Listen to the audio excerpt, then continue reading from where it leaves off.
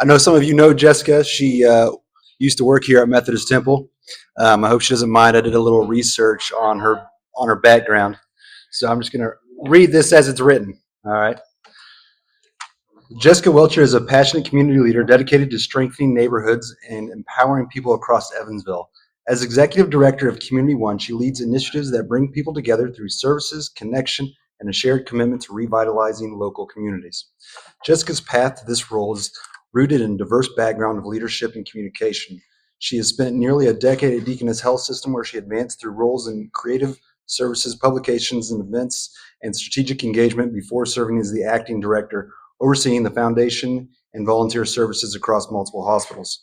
Her experience also includes serving as the adjunct professor of communication at the University of Southern Indiana, where she helped develop the next generation of communicators, and as director of communications for Methodist Temple, leading messages, outreach, and stewardship efforts. With expertise spanning team development, fundraising strategy, event planning, and storytelling, Jessica brings both heart and strategy to her work. She believes in that intentional, authentic acts of service can transform neighborhoods into thriving, connected communities, and she leads with that vision every day. Please welcome Jessica to the podium. Thank you. I don't know where that bio came from. That was really nice. Thank you. All right, I'm going to start a timer because I was just telling James I get really excited about what I get to share, and I want to be respectful of everybody's time. So I'm going to start that for myself. Thank you for the opportunity to be here and share. I see a lot of familiar faces, which makes me very excited, and some new faces too. I will start with, I get invited to speak at a lot of breakfast, usually men's prayer breakfast, men's church breakfast. And you might not know this, it is a competition. I am silently judging the quality of the food, and the breakfast is delicious. So thank you so much for that. And I'm looking forward to finishing my plate when I finish my presentation. So that'll be a nice reward at the end. I want to keep this a value add for you guys. So I do have some stuff to share with you about Community One and the work that I get to do, but shout out your questions as we go. Throw up a hand. I want this to be valuable time for you and some discussion. I'd rather not get through all my slides because we're having great dialogue than for you guys to be bored while I'm sharing information. So please, we'll keep it really casual. And oh my goodness, what's happening?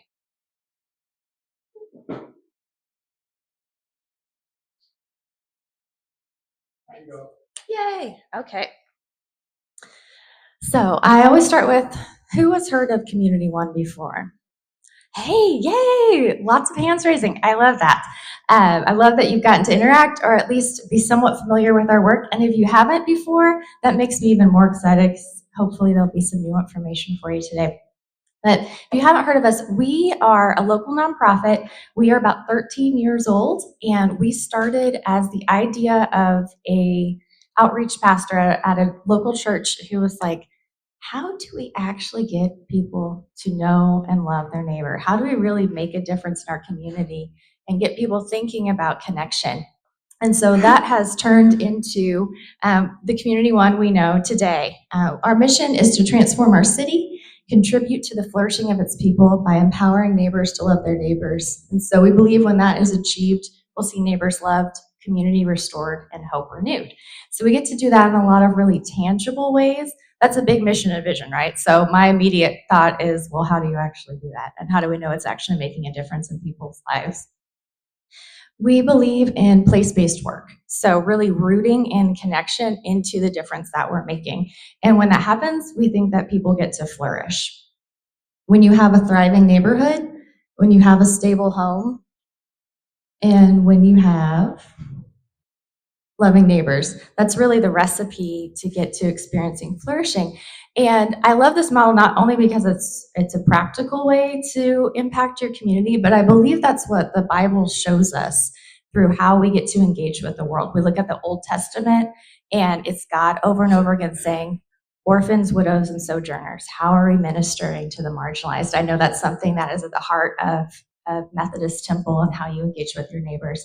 Or it's the examples of Jesus in the gospel, not only working miracles, transformational miracles, visible miracles, but also instilling that dignity and value and worth in every person that he comes across. So the woman at the well, Zacchaeus, all these individuals who have been marginalized in different ways, he's recognizing that dignity and value. And we believe that's what happens when we engage in place-based work in our community. So we do that in a couple different ways. First, loving neighbors. And I've got to brag on your youth group. Did you know how your youth group's already been engaging in Neighbors Helping Neighbors throughout your community? Shout out to some of those youth. The far right photo is actually some Methodist Temple youth, but it's not just for kids. We also have every age group that participates. And our Neighbors Helping Neighbors was really the origin of our work. How do we identify needs in our community and connect some volunteers into meeting those needs? We have groups all the way from AARP, so a little more seasoned in life, to college students, to young people, connecting to meet needs across our county. And they can do that on our website and search for projects that are aligned with their skill level. So we have a platform, but don't worry, we also have humans too. So if you don't like websites, we have humans that answer the phone and can walk you through it too. So anyone across our county can post a need they might have. I need help mowing my lawn. I'm homebound and I'm lonely. I could use a phone call. I need help painting my kitchen. I'm physically unable to do that. And so we have volunteers that can adopt those projects, and we're always looking for others to engage in that. I have a couple of retired gentlemen that love doing grab bars to help people remain in their home safely as they're aging in place. And if that's something you're interested in, I'm sorry. They scroll the website every single day and snap up the grab bar installation as soon as there's one up there. Because they're like, what? We're friends. We know we can do this type of project really well, and it's fun for us to do this. So they do a couple like every week as long as we have requests. And then they spend time, sometimes they bring their wives, and the wives will like sit and visit with the neighbors while they're doing their grab bar installations. And it's really become a fun communal opportunity for them as well. You can also look up your projects based on zip code. And that's another shout out to the Methodist Temple youth when they were doing a project. But you can look across our county and see projects in your own neighborhood. We have several churches that have said, we don't want a single project to be in our neighborhood for more than 30 days. We don't want to know that we have a neighbor who needs something and we haven't met that. So I always love to throw that out there because that's been a fun challenge that several churches have adopted, that, we don't want to know that an elderly widow across the street needs a little bit of help with her fence. And we hope that that's a way for not only communities of faith, but businesses will adopt projects, civic organizations. I always like to point out our faith roots are very clear in our work, but our work is accessible to any person of any belief background. They can participate, but we want to make it clear that this is what the motivation is for our work. And so we've seen a lot of really great stuff happening through Neighbors Helping Neighbors. But through that, we were getting a lot of needs that were perhaps bigger than what a volunteer could do. And so that is what kind of led us to step into stable housing. You probably don't want to volunteer doing your roof. It's probably not going to be, unless you're a truly skilled roofer, you don't want me doing your roof. I'll word it that way. I'm a great volunteer, but I cannot fix your heating and air unit. So there's some things that sometimes you need either a very skilled volunteer or a certified contractor to do. And that allowed us to step into owner-occupied repairs. That has been a really vital part in the community. We have an aging housing stock. I'm sure you guys are aware, a lot of our housing, besides the burbs, is really starting to deteriorate. And if you don't have the income to be able to maintain that, you're going to be stuck in what is probably your most valuable asset. For most of us, that's our home. And you see it deteriorating around you. And that can really lead to hopelessness and feeling really isolated. And so we're honored to be able to come alongside people to help with those major home repairs. This is a photo of a woman who had had a tree fall on her house a year prior to coming to talk to us. And she lives in the city's urban core.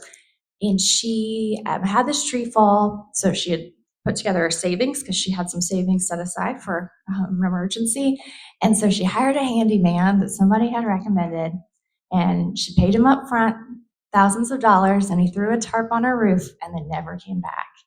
And unfortunately, that is something that happens very often. And so she was just trying to make the best of it. She'd actually closed off a room in her house and just never went in that room because of the water damage and the mold. And so she reached out to us. We had her on our list. Obviously, I'm sure you can imagine the list is pretty long. We try to get through it as fast as we can, depending on funding. And we were trying to get to her. And then CASA called us. And CASA called us because they had to remove a few children from their living situation. They could not remain safely with their parents. DCS had to get involved. And they wanted to place these children with their grandmother, who was a very trusted and safe person to be with, but her house wasn't safe enough for the kids to be living with her. So they had put these children into foster care. And it was this woman's home. And she had said, I'm on the wait list with Community One. Is there anything that we can do? So CASA called us directly. We were able to call some donors and get some funds aligned.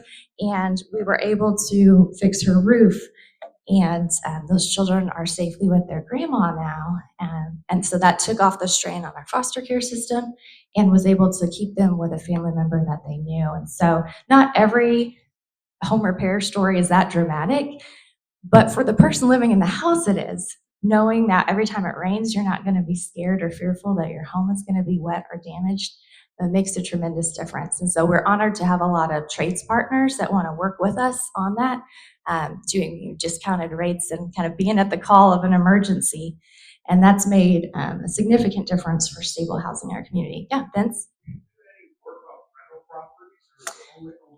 It's owner occupied right now. We know that rental is a very important piece that a lot of people haven't walked into. Honestly, we haven't had the depth of funding to be able to do the list. We have owner occupied and rental. We have tried to work with landlords to encourage them for some of the pathways that they could take for funding if they can't do those improvements. But the Neighbors Helping Neighbors, those smaller projects can be for those living in rentals, but the owner-occupied improvements, we've kept just to those that are actually in their homes. But we know that's a gap too that we hope to step into one day. And so through that, we had great trades partners. We've got volunteers that are locked in. We've got the contractors, and we know there's a great need for affordable housing in our community. Now, I caveat that with we have great affordable housing partners. We love Habitat, Memorial CDC, Hope of Evansville. We all work together in our affordable housing strategies. And so when we stepped into that about 10 years ago, we didn't want to duplicate what other people were doing. We don't need duplication. We need to keep stepping into gaps. And so our contribution with stable housing is to revitalize blighted properties or build new construction on lots that are too small for Habitat or Memorial to build on. So we don't want to duplicate the efforts of our peers. These are some before pictures of some of the blighted houses that we've acquired. They're pretty extreme. And this is a great way for volunteers to get involved. Demo days are very fun. I'm sure you can imagine. We give you safety goggles and we give you a sledgehammer, and you just get to, if you like rage rooms, this is kind of the equivalent of that, but you get to help somebody get an affordable house at the end. So that's a fun way to be engaged. But we have acquired quite a few properties, and almost all of them are in that extreme of condition. Ceilings caving in, usually haven't had any utilities on for quite some time. And so we get to really revitalize those into something really truly beautiful. We want every home that we do to be something that each of us who work at Community One will be proud to live in. New plumbing, new electric, foundational work, replacing floor joists. We have a general contractor on our team, and so we work very hard to map out those new plans for the houses.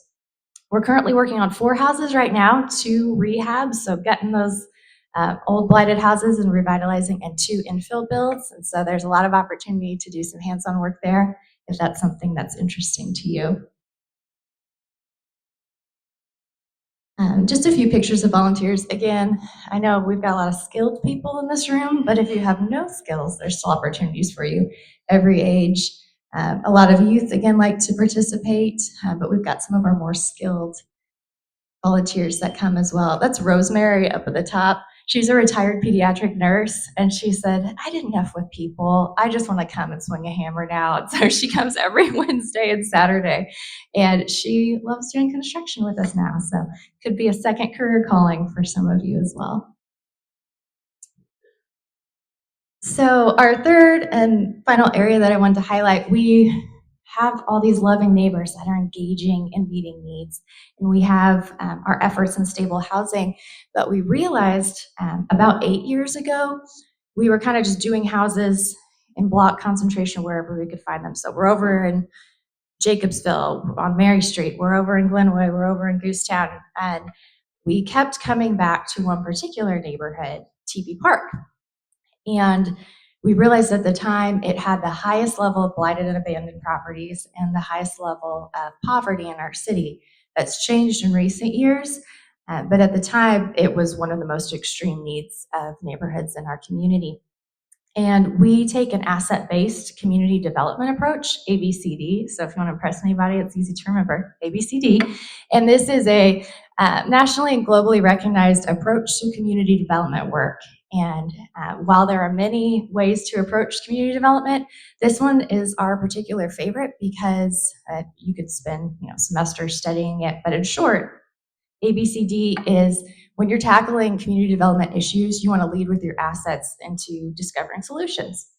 And when it comes to neighborhood work, the greatest asset will always be neighbors themselves. And there was already neighbors in TB Park wanting to come together, find solutions, advance change in their neighborhood, but they hadn't received the same level of investment as maybe other parts of our community had. And I also love this approach because I think, again, as we were talking at the start of the presentation, it mirrors Jesus' approach to ministry. Every time he engaged with someone, he was seeing them as an asset. He was inviting them into the transformation process and sending them out to be change agents themselves in restoration. And so I love that a really practical, tangible textbook approach to community development, again, mirrors the story of Jesus. And so we asked the TB Park neighbors if we could make at least a 10-year commitment to them, if not longer, to walk alongside them in their vision for change. And so if you're like, where on earth is TB Park? Because I get in front of people who've lived in Evansville their whole community, lived in the Evansville community their whole lives and have not made it over to the south side. And so I always throw up this map, so don't feel silly if you're not aware. So that top street is the big one, to the left is 41. Top street is Washington. And then the lower border of TB Park is Riverside Drive. So we're thinking south of downtown, right off 41, so not too terribly far from where we are right now. And so a lot of people will look at the neighborhoods in the urban core and say, okay, I see high levels of poverty, I see disinvestment, I see crime statistics. When I look at this neighborhood, I see Josh, who's a TB Park neighbor, he's participating in transformation. I see kids playing on the splash pad in the park.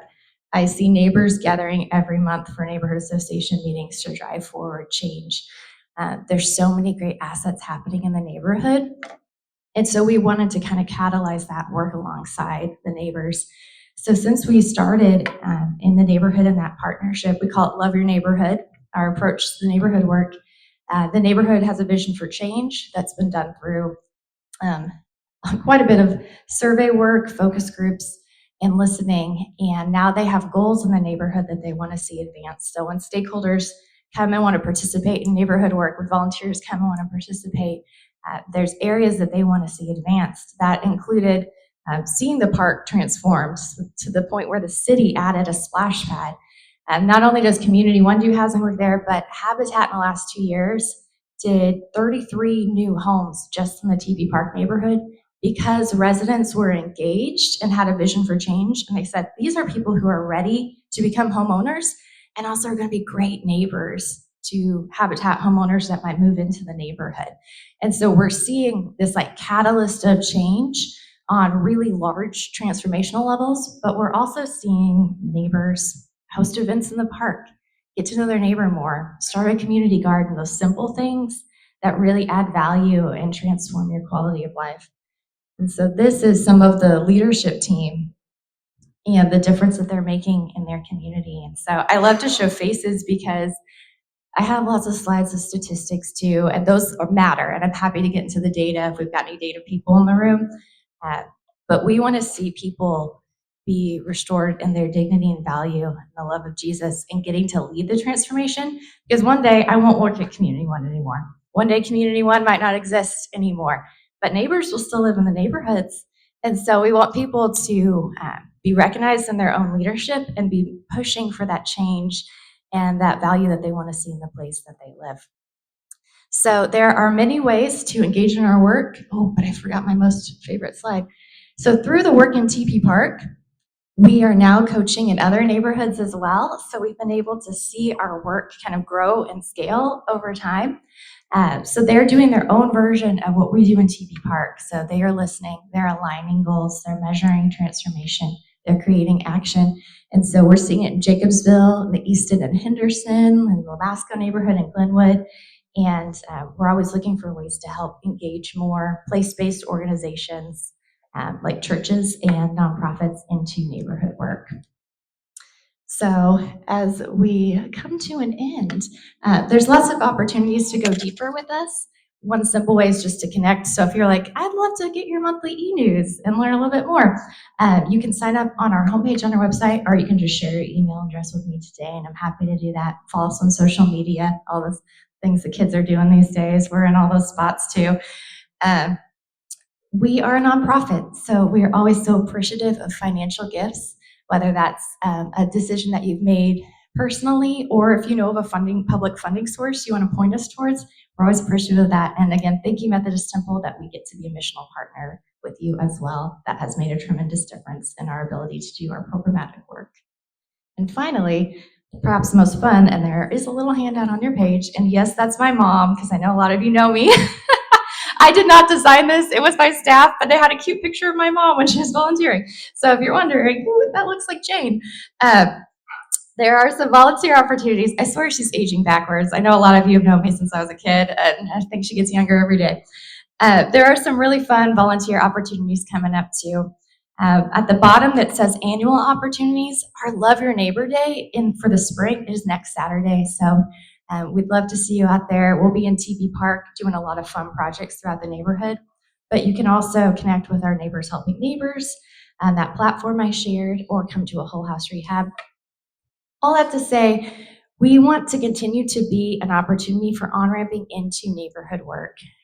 If these opportunities don't make sense for you, but you want to learn more, we also have a mobilization director who customizes experiences too. So we love when churches say, hey, we want to do a project.